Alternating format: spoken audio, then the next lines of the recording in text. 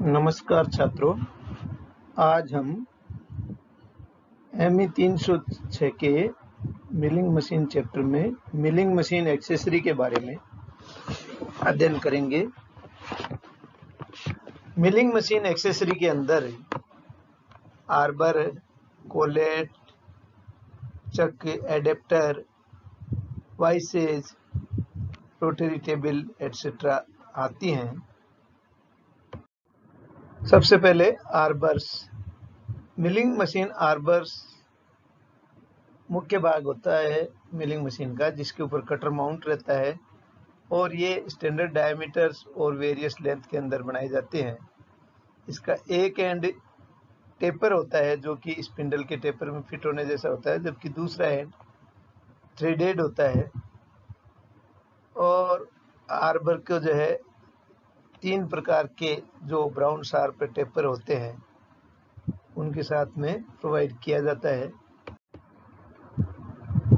ये चित्र में बताया गया है कि मिलिंग मशीन आर्बर में स्टैंडर्ड टेपर या ब्राउन एंड शार्प टेपर या टेपर विथ टैंग, पीछे की तरफ एक टैंग होता है जो स्पिंडल के छेद में फंस जाता है। इस तरह के टेपर्स के साथ में आर्बर सप्लाई किए जाते हैं।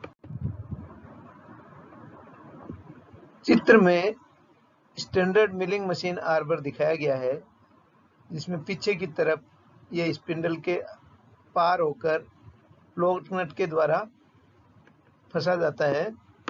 टेपर एंड के अंदर थ्रेड होती है, जिसके अंदर ये ड्राई इन बार या बोल्ट फंसाया जाता है, जिसके दूसरे सिरे पर लॉक नट लगा दिया जाता है, जिससे कि आर्बर स्पिंडल के अंदर लगी रहती है। आर्बर के ऊपर कटर माउंट रहते हैं और स्पेसर्स भी उसके अंदर लगे हुए रहते हैं, जिससे कि कटर को हम सही पोजीशन में रख सकें। और आर्बर का जो एंड होता है वो भी उस पे बियरिंग बुशिंग लगा हुआ रहता है, जिससे कि वो जो ओवरहैंग आर्म और नी को जोड़ने वाला जो फ्रंट ब्रेस होता है उसके अंदर फिट हो जाता है। ये आगे आपको इसमें आर्बर इंस्टॉलेशन चित्र में दिखाया गया है। ये देखिए, ये ड्राई इन बोल्ट पीछे की तरफ दिख रहा है स्पिंडल के अंदर, और ये आर्बर है और स्पिंडल के अंदर ये फिट है। कटर यहाँ स्पेसर के द्वारा उचित पोजीशन में लगाया जाता है। और ये जो बुशिंग है ये आर्बर सपोर्ट के लिए 2 जगह भी लगा सकते हैं, डबल बुशिंग के लिए। और उसके बाद में आर्बर नट लगा दिया जाता है बाहर की तरफ भी, और इसको कस दिया जाता है।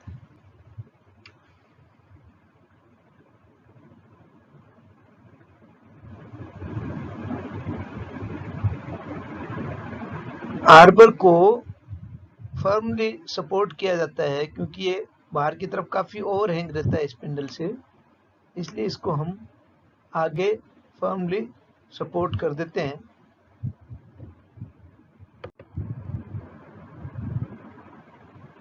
जो स्टैंडर्ड मिलिंग मशीन आर्बर होता है उसमें पीछे की तरफ टेपर्ड सिलिंड्रिकल शाफ्ट रहता है और उसमें अंदर की तरफ थ्रेडेड पोर्शन होता है, जिससे कि आर्बर नट को हम कस सकें। इसके ऊपर एक या एक से अधिक मिलिंग कटर हम लगा सकते हैं और स्लीव या स्पेसर के द्वारा इसको पोजीशन में कटर्स को रखा जाता है।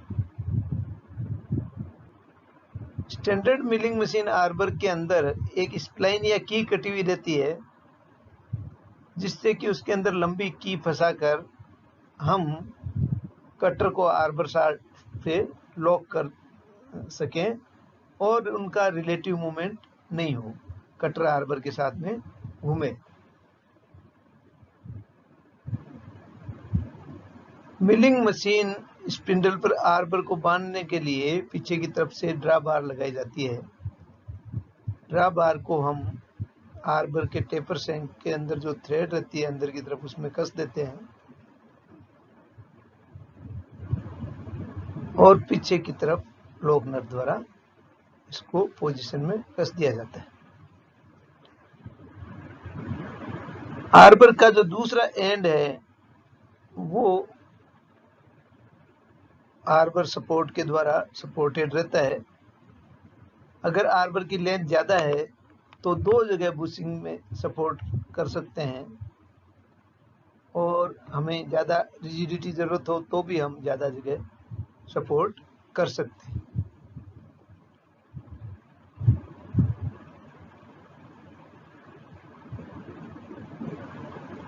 आगे हम चित्र में देखेंगे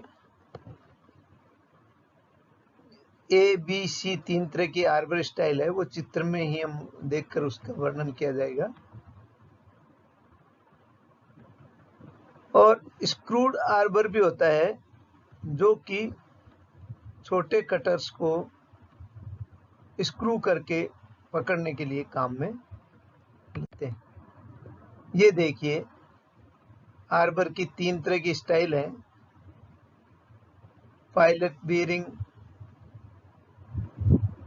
और इसके अंदर दूसरी तरफ स्क्रू किया हुआ है। ये स्लीव टाइप बीयरिंग वाला है। और एक और तरह की स्टाइल, डिफरेंट स्टाइल आर्बर की दिखाई गई है।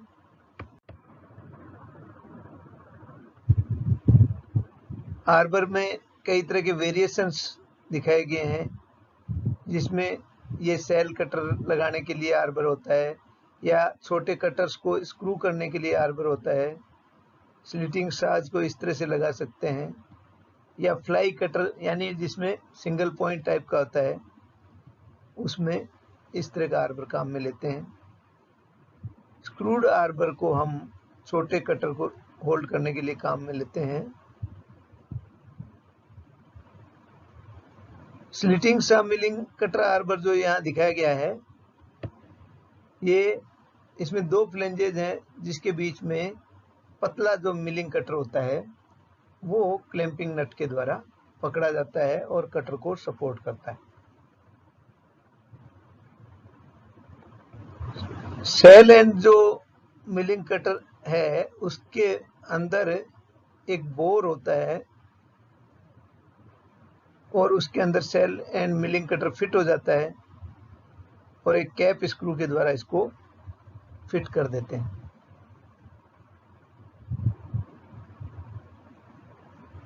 इसी तरह से फ्लाई कटर आर्बर है, उसके अंदर जो लेथ टूल टाइप का होता है उसको फिट करने का अरेंजमेंट होता है। इसके बाद आते हैं collets, spindle, adapters and quick change tooling.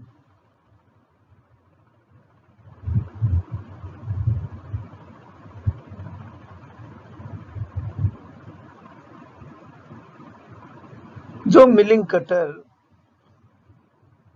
जिनके अंदर खुद के टेपर या स्ट्रेट शैंक होता है, मिलिंग कटर्स जिनके अंदर शैंक बना हुआ होता है, उनको हम सीधे स्पिंडल, एडेप्टर या कोलेट या क्विक चेंज टूलिंग के द्वारा लगाते हैं। चित्र में ये अलग अलग प्रकार के कोलेट दिखाए गए हैं। ये सिंपल है, इसके अंदर पीछे की तरफ थ्रेड है, उसके अंदर भी स्लिट कटी हुई है, और ये स्प्रिंग टाइप का एक्शन रहता है इसके अंदर, क्योंकि बीच में जो स्लॉट है और आगे एंड तक झिरियाँ कटी हुई होती हैं, जिससे कि ये जब टेपर अंदर जाएगा तो ये स्प्रिंग एक्शन से इसको पकड़ लेगा। कोलेट जो है वो चूंकि स्पिंडल का टेपर ज़्यादा होता है, तो कटर्स को फिट करने के लिए कि जो कटर का जो शैंक होता है वो छोटा होता है, तो उसको फिट करने के लिए पहले कोलेट को स्पिंडल में फिट करते हैं, और उसके बाद में उसमें कटर लगाया जाता है। जब कसा जाएगा कोलेट को, तो वो उसका स्प्रिंग एक्शन के कारण वो कटर को टाइटली पकड़ लेगा। स्पिंडल एडेप्टर जो है ये स्टैंडर्डाइज स्पिंडल एंड बना हुआ होता है इनके पीछे की तरफ, जिससे ये स्पिंडल के अंदर ड्रा बोल्ट के द्वारा फंस जाते हैं, और इनके अंदर उस तरह के कटर लगाए जा सकते हैं जो कि नॉर्मली आर्बर्स पर माउंटेड नहीं किए जा सकते।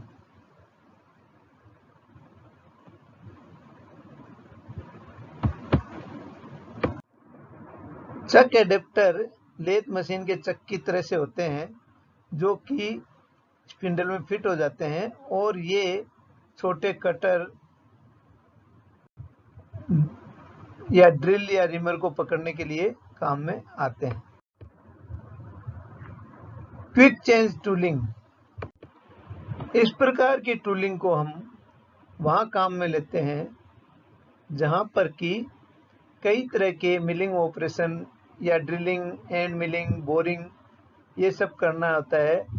उसके लिए पार्ट के सेटअप को बिना चेंज किए टूल होल्डर्स को मास्टर जो होल्डर होता है उसके अंदर माउंट किया जा सकता है और रिमूव किया जा सकता है। मास्टर होल्डर जो है वो स्पिंडल के अंदर एक क्लैंपिंग रिंग के द्वारा लगा हुआ रहता है। वाइसेज, वाइसेज जो हैं वो प्लेन या स्वीवेल टाइप की हो सकती हैं। इनको हम वर्क होल्डिंग डिवाइसेज के अंदर विस्तार से पढ़ेंगे। प्लेन वाइस जो है मशीन टेबल वाइस जैसी ही होती है। स्ट्रेट वर्क पीस को पकड़ने के लिए काम में आती है। इसे मिलिंग मशीन टेबल पर बोल्ट के द्वारा कस दिया जाता है। वाइस को स्पिंडल एक्सिस के राइट एंगल पर या पैरेलल में कसा जा सकता है। स्वीवेल वाइस जो है उसे हम हॉरिजॉन्टल प्लेन के अंदर रोटेट भी कर सकते हैं जिससे वर्क पीस को हॉरिजॉन्टल प्लेन में किसी एंगल पर भी मिलिंग किया जा सकता है। यूनिवर्सल वाइस इस तरह से डिजाइन की जा सकती है जिसमें कि हॉरिजॉन्टल और वर्टिकल दोनों एंगल पे घुमाया जा सकता है। इसको हम फ्लैट या एंगुलर मिलिंग दोनों के लिए काम में लेते हैं।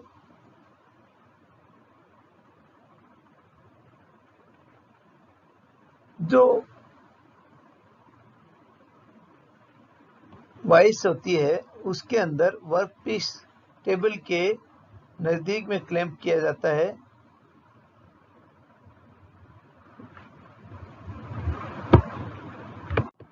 वाइस के द्वारा हम कास्टिंग को, फोर्जिंग को या रफ वर्क सरफेस होता है उसको भी हम पकड़ सकते हैं।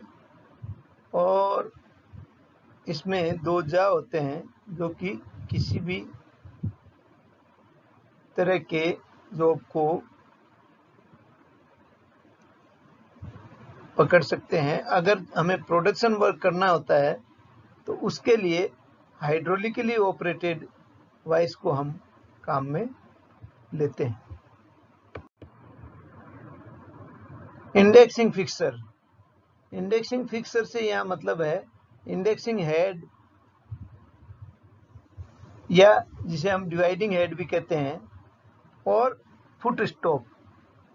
फुट स्टॉक का मतलब जो लेथ का टेल स्टॉक होता है वैसा ही फुट स्टॉक होता है जिसे हम टेल स्टॉक भी कहते हैं। और इंडेक्सिंग हेड और फुट स्टॉक दोनों ही मिलिंग मशीन की वर्क टेबल पर टी स्लॉट बोल्ट्स के द्वारा कसे हुए रहते हैं। इंडेक्सिंग प्लेट के अंदर ग्रेजुएशंस बने हुए होते हैं जिससे वो वर्क के रोटेशन को कंट्रोल कर सकता है।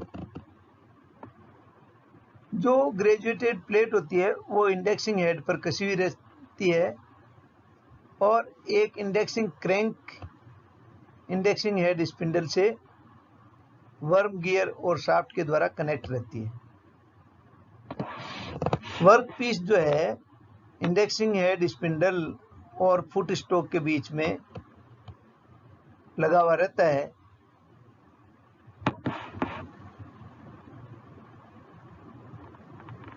वर्क पीस को अगर छोटा है तो उसे हम सीधा जो इंडेक्सिंग हेड स्पिंडल या जो टेपर रेसेस है स्पिंडल के अंदर उसमें भी माउंट कर सकते हैं।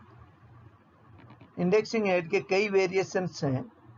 यूनिवर्सल इंडेक्सिंग हेड है वो उसको स्पिंडल को पावर ड्राइव भी प्रोवाइड कर सकता है, जिससे कि हम हेलिक्स भी मिलिंग मशीन पे काट सकते हैं। गियर कटिंग अटैचमेंट भी इंडेक्सिंग फिक्सर को बोलते हैं, क्योंकि ये मुख्य तौर पर गियर कटिंग के लिए काम में आता है। चित्र में ये इंडेक्सिंग हेड दिखाया गया है, जिसे हम डिवाइडिंग हेड भी कहते हैं। ये देखिए, ये इंडेक्सिंग क्रैंक है जिसको घुमाकर इंडेक्सिंग प्लेट में छेद बने हुए रहते हैं, और उसके अंदर जो वर्म और वर्म गियर के रेशियो मेथड्स ऑफ इंडेक्सिंग में हम पढ़ेंगे कि किस तरह से इंडेक्सिंग करते हैं। उससे हम वर्क को एक सर्टेन एंगल पे घुमा सकते हैं। अगर वर्क लंबा है तो फुट स्ट्रोक और इंडेक्सिंग हेड के बीच में सपोर्ट कर सकते हैं। तो इस तरह से आज हमने मिलिंग मशीन एक्सेसरीज में इंडेक्सिंग हेड, फुट स्ट्रोक और वाइसेज, आर्बर, कोलेट, एडेप्टर इत्यादि का जानकारी ली। ये मटेरियल जो लिया है हाजरा चौधरी और कुछ इंटरनेट सोर्सेज से हेल्प लिए है। धन्यवाद।